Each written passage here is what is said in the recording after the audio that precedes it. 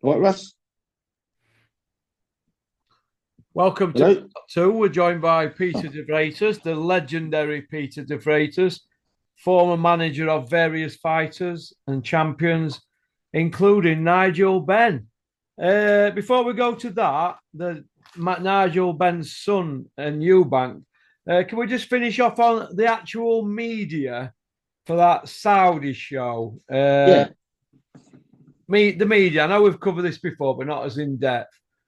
Why are they not pushing certain issues in the media, and they know what's going on, but nobody dares say a word. They all slip and slide, and they change their word and their opinions like they do the knickers. What do you think, Pete? Well, what? Can you hear me? Yeah, I can hear you. Yeah, what I think happens, I think the day before, when they all get there, all arrive, I think they have a meeting there in Riyadh and they're all sit there and they're all warned. Be careful what you write, be careful what you say, you know, because you can lose your pass. Do you know what I mean? And that's why they have to be careful what they say, I believe. And Frank Warren, he screams and shouts, then he like a big baby. Let's get it right. Uh, he's always been a spoilt, like he's got to have his own way. You know what I mean? But I think they're threatened more than anything. They're frightened, aren't they? And Yeah. certain promoters only do certain big uh, things with like certain hosts. You know, they won't talk to just anybody. They have to go and do the main one with him and the main one with him. You know, IFTV and the other young Puppy Parsons or whatever. They get all the big ones at the moment. Eddie Earns groomed Puppy Parsons. He groomed him from day dot, didn't he? Yeah. He took him over from IFT. He's got rid of them main as main, and he uses Puppy Parsons. I mean, they even share the same plane sometimes, don't they? You Well, I know? saw his video. I flew to Saudi first class with Eddie Hearn Yeah, and bought him his first Burger King burger. yeah. You see, what happens is Eddie Earns probably got a first class uh, flying ticket, and what he does is he goes, "I want him upgraded."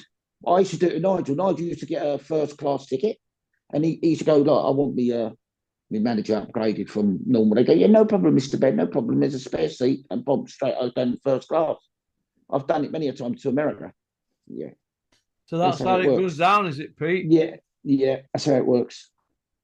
Uh, I'm just disappointed by the lack of transparency when they know what's going on. And if Turkey turns up and he says, right, I'm going to dig up Glenn McCrory, he's got something left in tank. That lot out there on Talksport will all start saying Glenn McCrory's got a puncher's chance, won't they? And all that nonsense. Yeah, yeah. I don't listen to Talk Sport anymore because of Jug Ears and that, and I don't. I stopped the zone because of Darren Barker. You know, I don't dislike the person, but I don't like the way they talk about boxing. You know, uh, and as you say, they're like they have to say anything that agrees with the narrative, what the mainstream media want. You know, in boxing, I don't Yeah. like it. Yeah, Yeah, I see where you're coming unbelievable. from. I've particularly got a massive problem with Darren Barker. I saw Oh his yeah, interview with Conor Benn, and he said, "Now that you've proved your innocence, what next, Conor?" I mean, how has he proved his innocence? he hasn't proved his innocence. Let's get it straight. I mean, you know, I managed his dad, I had the old Connor in my hand when he was a week old. You know, Yeah. and I know Connor. You know, but he's not proved his innocence. He's not. Let's get it straight. Let's tell it as it is. He hasn't, and he's never gonna, because there ain't nothing to prove. Do you see what I mean?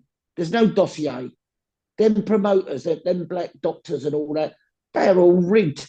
They was all paid a few quid to go on on the talk sport and talk rubbish, you know, but we're doing this and we're doing that. Bullshit baffles brains. You got to remember that, Russ. Yeah. So bullshit in the public, they believe it. Oh, he's got these top doctors and all that. He went on Talksport. He didn't have one bit of paper to say, well, here, look, here's part of it. I can show you, Simon. You know, here's one bit. You can read that bit. But he didn't bring nothing. He come on there with an empty briefcase. Do you know what I mean? They kept saying that we can't, when they were pressed by Simon Jordan and other people, they kept saying, well, we can talk about this, but we can't talk about that. And oh, we can't say anything because of legal issues and that. Well, what can they talk about? Well, look, let's put it this way. I am the last person to slag off the Benns. I work for them. Do you understand? So, but I speak the truth. And at the end of the day, I don't know whether he took drugs knowingly or not. But what I'm saying is he got found with 2 tests in his body. We need answers to why it was in there. Yeah. As boxing fans and boxing people, we want to know how it got in your system. Was it by accident or did you actually take clomiphene? You know, it's a substance that you have to have it put in. We don't want to know why. Not all the bullshit about I've got 296-page dossier and all this. That's all bullshit to baffle brains. Tell us the truth. You know, that's all we're asking.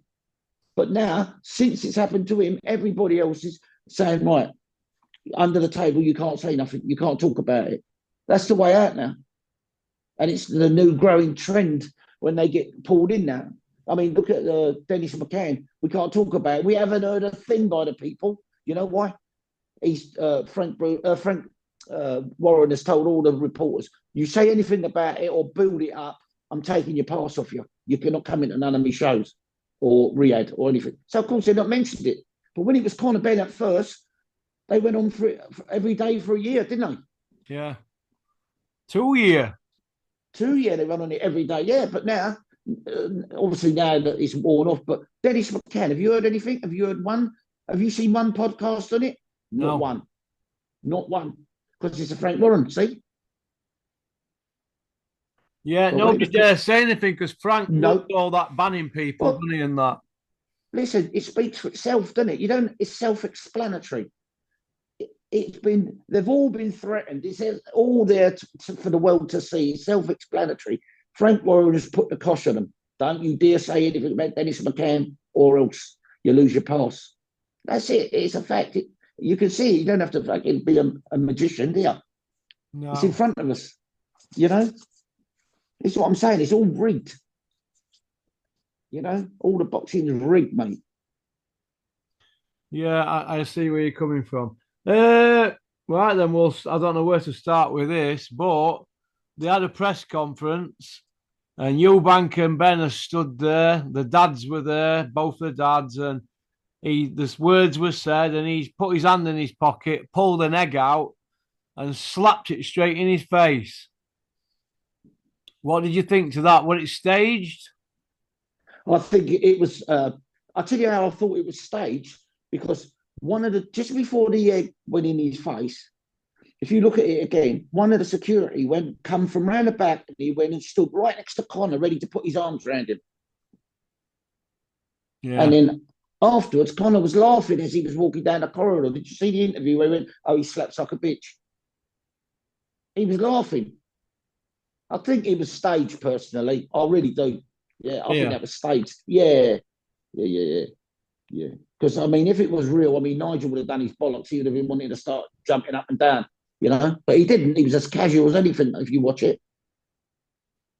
Yeah. Well, Eddie Hearn did an interview after, and he was saying that Nigel Benn's going to knock people out and not to go near him and all that. What do you think? Nigel's not like that. Nigel's not like that. Listen, Nigel's not really a street fighter now. You know, I mean, he's 60 years old for starters.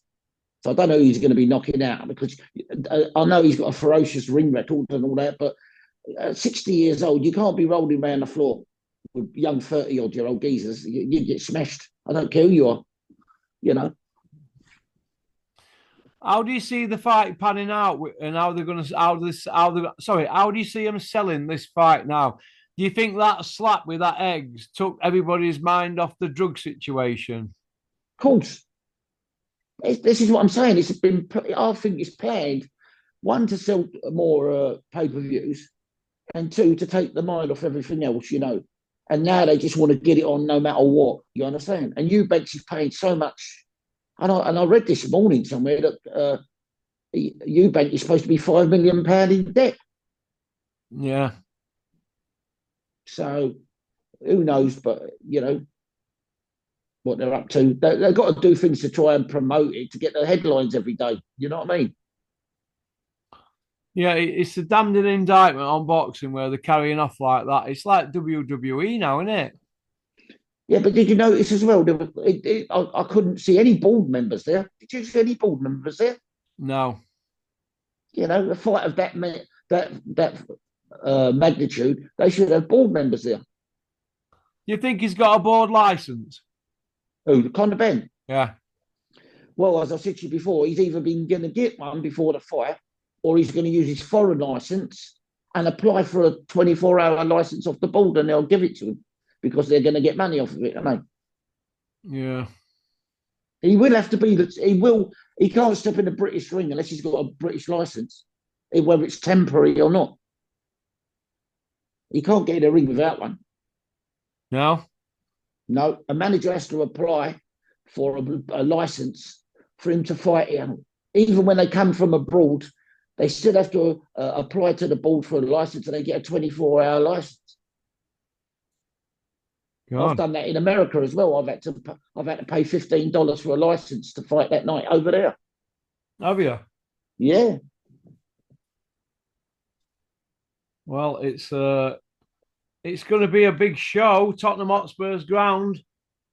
Yeah, and as I say, if it's run under British Boxing Board of Control rules, he's got to be a member of the British Boxing Board of Control. You see. What do you think to the purses on the upside? 6.5 million, the quoting. Yeah, I've heard that 6.5 million. It's ridiculous, isn't it? When you think who they've both fought. Oh, what you mean? What they've achieved and that? Yeah, it's terrible. Don't get me wrong; it's great for them. But I mean, Nigel only just not greatly much more than that in his career. It's ridiculous. You know what I mean? It's ridiculous what they're getting. Yeah. You know, I mean, good luck to them if they can get it. But I mean, Christ, there's fighters out there well more deserving than that, aren't there? Oh, fucking hell. Wait, it's a lot of money in it, but they've had a lot of hype, haven't they? And there's been a lot of PR with it. They've built it up. So it just shows you what they're expecting to get back off of it. If they're going to get 6.5 million each, yeah, that's 13 million quid. By the time they put the show on the undercard, just say 20 million, worst ways, they've got to get back double that, haven't they? Yeah. Well, Gate will do 5 million, won't it? Yeah, yeah. What about Turkey's statement on Instagram? The winner gets Canelo at 168. I don't see that. It's up to Canelo. It ain't up to Turkey. Look, Canelo's got enough money to say to Turkey, no, thank you. I know that he can really up it, but Canelo would want a lot of money. You know, and what chance would Conor Benn have, or them in the ring with Canelo? No chance, would they? No. Not even a puncher's chance, because either of them are big punchers at that weight, you know. Look, let's get it straight. Conor Benn, right, was a 147 fighter. He moved up to 154, went to America, fought two average fighters. They might have had one of them had an unbeaten record, 18-0 or 14-0, whatever. But that's what we call club fighters in America. He's been fighting club fighters, yeah, in America. Right? But Conor Benn's gone in there against two 154-pound fighters, and he couldn't stop them. And he should have blasted them out in 3-4 rounds, really, if he's that dangerous. Then he's now moving up to 160 to fight somebody who's a lot bigger, going to be weighing in probably 170 on the night, over 170 if he's 160. Going to be about 170 on the night, 172, because I've heard it's gone up to £12 now instead of 10. So it's 172 on the night. That's enormous. And all this about Conor walks around at 175, they're saying. Yeah, if he walks around like that, it just shows you what he's eating. He's pigging out, because that's not his natural weight. He's obviously pigging out a lot. Because if he should be walking around at just over 160. If he's fighting at 147, he should be walking around at about 160, 155 if he's a fit athlete, you know? Because Nigel only used to lose 3 or 4 pounds over the weight. He never went up more than that. Nigel didn't used to put on no more than half a stone. He was never over 13 stone, Nigel, and he used to fight at 12, 12.6. He used to walk around 12.6, 12.7. That's it. Benn's not fought at 147 for over 3 years, though, when they get it ring. Yeah, and he's going to have trouble making that weight when he has to go back down. If he goes back down, it'll kill him. You can't keep up and down at these weights. I mean, a super fighter like Roy Jones Jr. did it, and it hurt his career. He got found out, didn't he, jumping up and down the weights? Yeah. He came back down, he got knocked out. Yeah. You can't do that your body's not made for that. Going up, yeah, go up and stay up, yeah, no problem. But going up, coming down, going up, coming down, that's no good. He will absolutely kill him to make 147 now. He'd look like death warmed up, he would. Yeah, it'd be interesting. Yeah, all this about coming back down to fight Barrios. Forget that, mate. That ain't happening. He'd have to come down to 154. That's it. That'd be about it. Yeah. And he'd be lucky to make 154. Sorry, how would you see Benn fighting Canelo at 168? How long would that last? 2 rounds, if lucky. You think 2 to 3 rounds if he keeps running around the ring. Yeah, till Canelo gets hold of him. Oh mate, Canelo would destroy him at that weight. Yeah. What do you think about the old hype around it, Pete? He's all right. That's what it is. It's a hype fight, isn't it? Yeah. It's got nothing to do with skill, nothing to do with anything to do with boxing. It's to do with his dad, the parents, and the public hype. That's it. Do you see any head-to-heads with the dads and any beef or intense fake beef? No, not at all. No, they're both not like that. They're both, as you know, one's in the late 50s and 160. They're not into that now. And Nigel's a Christian. I don't think he's into that now. I don't think they'll play that game because I don't think they're getting paid, for it, the dads. Because I've heard that Eubank said that if they want him to do all that shit, he wants to pay for it, and I don't blame him. But obviously, Conor will look after his dad. I know that. Yeah, it's. Do you see Nigel being in corner because it's come out that Eubank Senior is going to be in corner? Yeah, but he's got a license, I think. But I don't think Nigel's got a license to work the corner. I'm sure they'll be able to sort that, won't they? Eddie Hills, and all that lot. Yeah. Well, look, if he's in the corner, I don't know whether that would be a good thing or not for Conor. I don't think it'll work. I think Nigel likes to sit back. Yeah, I think Nigel just likes to sit back a little bit. I don't think you'll see Nigel in the corner, to be fair. But you might for this fight. You never know. Okay. Johnny Fisher and Dave Allen's still not done. I told you that. Why do you think that? Well, he can't afford to get him beat again. Otherwise, he's just flogging a dead horse, isn't he? Johnny Fisher, if he gets beat again by Dave, which we know he will be, if Dave Allen really wants to beat him. I mean, Dave Allen, I think, turned the switch off halfway through that fight, in the second half. I think he thought, I better not knock him out, Eddie won't like it. I think he knew the score before the fight, Dave Allen. Just give him a little run out and a test. And as for the rematch, I just don't see it happening next. I really don't. I said that to you before on another show. I just don't see that happening next. I'm surprised Liam Cameron's got the shot to be as well, to get the shot as well. I'm pretty shocked at that. They must be paying him good money. How would you see that fight going, Dave Allen, though, and Johnny Fisher, if they did fight? I think it depends on what he's been promised and what he's been told, Dave Allen, because he can win it if he really wants to, and he can lose it if he's been paid enough. Do you see what I mean? What did you make of Dave Allen end at fight saying he won, and then 3 days later saying I've watched it back and I thought I lost? He's been got at. Yeah, of course he's been got at. He's been told, hold on, this kid is selling tickets like no tomorrow. He's our little cash cow.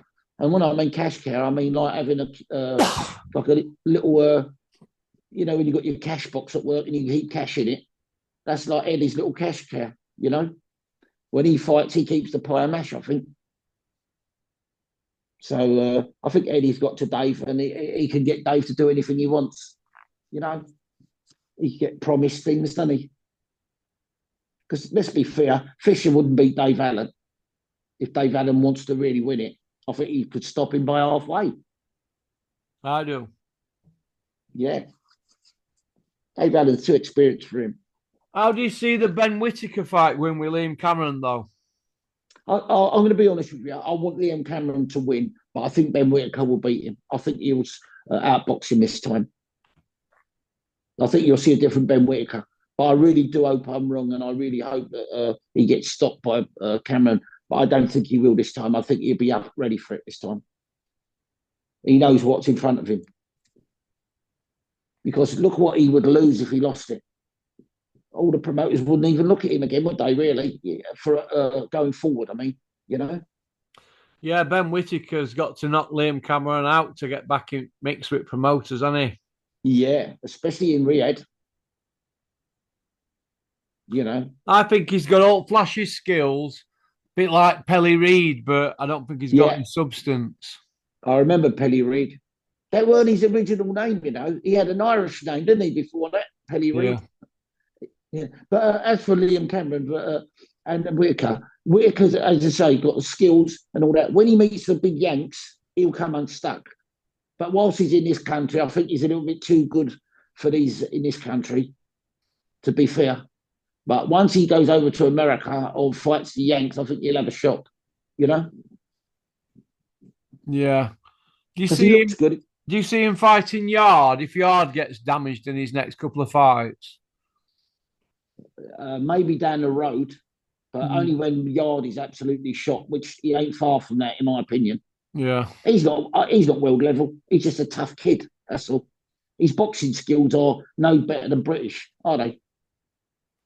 Well, Anthony Yard's CV says he's got an area belt and a Commonwealth, and that's it. Yeah. Well, that's about sums him up. That's about right. He ain't no better than that. He's had a lot of hype, though, hasn't he? Yeah. He's just a tough, strong kid. You know, he is. I mean, look at this fight again with. I've got a feeling he could get beat here again. You know, against the kid from Manchester. What's his name? Yard. Who? He's fighting the kid from Manchester. Pat Barrett's boy. What's his name again? Oh, Lyndon Arthur. Yeah, Lyndon Arthur. I think he could outpoint him. Lyndon Arthur. Well, like the first one. Yeah, I think. Don't be shocked if that happens. Remember, I told you that this fight, Lyndon Arthur's been fighting regular. He's had a couple of good fights. He's had a good fight with Cameron. He's had a couple of good wins, and I think he's on the. Don't get me wrong. He's coming down the hill as well, but he's still, I think, a little bit better than Arthur. If Arthur don't, if Yard don't catch him with the body shot or something to stop him, I think he will win that on points. Lyndon Arthur. Yeah. Yeah. Close, but he'll win it by a couple of rounds, I think. Well, we're going to see, aren't we? Yeah, because I mean, on Yard's last performance, that was terrible. That's the worst performance of his career, isn't it? Yeah. That last okay. The Border Control, Robert Smith, has been there 18 years. What mark would you give him out of 10 for his performance? Probably a 6. A 6. So he could do better if tried. Yeah, a lot better. Yeah. I think if he would become a little bit more stricter and a little bit, yes, this is the rule, that's it. Don't even go there. You know, that type of person, you would understand it. Like they was before him, you know. Simon Block was strict. John Morris was strict. And I was there when, Sir David, what's his name, was the chairman. I was there a long time ago. I was there when he was in South London. I knew all the board. But he's not a very strict. He's more like, if you look after me and give me, you know, as you say, the hospitality treatment and all that, I love it. You know, I'll bend the rules. Yeah. See, what they like to try and say is we're bend the rules, but you can't break them. You see what I mean? The rules are unbreakable, but we're bend them. Yeah.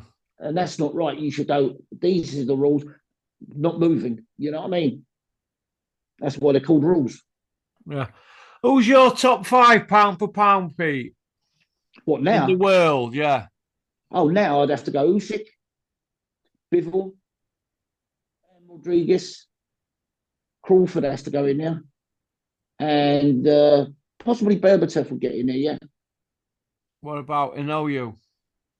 Nah, he ain't fought outside Japan much. He's only had one fight, and he nearly got beat by a thingy bob, didn't he? The other little good fighter. What's his name now? I forget his name now. Who went at points with him. Yeah.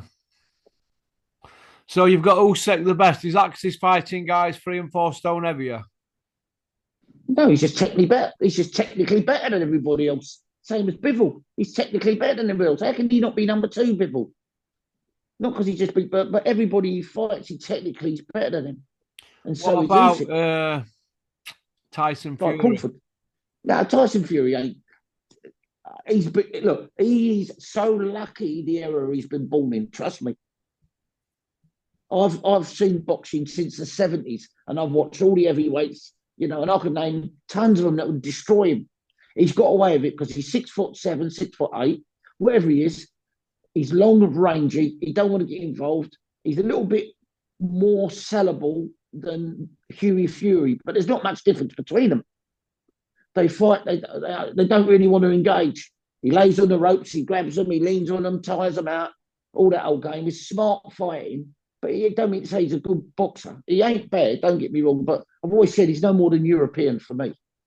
No, you never rate him. No. No. I've never rated Tyson Fury above European level. Never. And I've said it all along.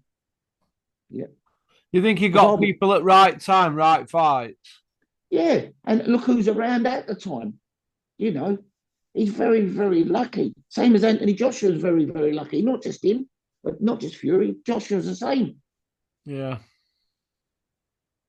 Christ, in the 90s and the early 2000s, but mainly the 90s and the 80s, they wouldn't have got in the top 20. No? Nah. Not for me. Nah, no way. I mean, the only thing that's happened now is it got bigger. That's all. The guys are a lot bigger. Yeah. Size-wise, Okay. Well, listen, it's been an absolute pleasure to have boxing royalty on like yourself, Pete. Thank you. You're welcome. All right. Anytime, mate. I hope you're doing well. Yeah, I'm okay, thanks. Yeah. You look well. Yeah, my health's looking good. It's promising. They're happy with me. The cancer doctors are happy with me, so I'm hopefully going down the right road, Clean living. All right, thanks, then, Pete. mate. I know you don't drink that because I've been out for a meal with you in an Italian restaurant. Yeah, I don't touch. No. You wouldn't have any alcohol, would you? Unlike me. I don't. No, 5 years now, I haven't touched any. All right. 5 years clean. Yeah. No smoking, nothing. Thanks, mate. No problem, Pete. You take care. We'll get a meal again one day. Yeah, we'll get a meal soon. All right? Yeah, well, I'll pop down. We'll see. We'll have a better chat. Yeah. Take, mate. Thanks. Cheers, all right, Pete. mate. Always here. Bye-bye. Cheers, mate. Bye. Bye. Well, that was Peter de Freitas, an Essex lad. Fantastic to have him on. And I hope everybody likes and subscribes and leaves a comment and shares Peter's video. All right? Well, peace out.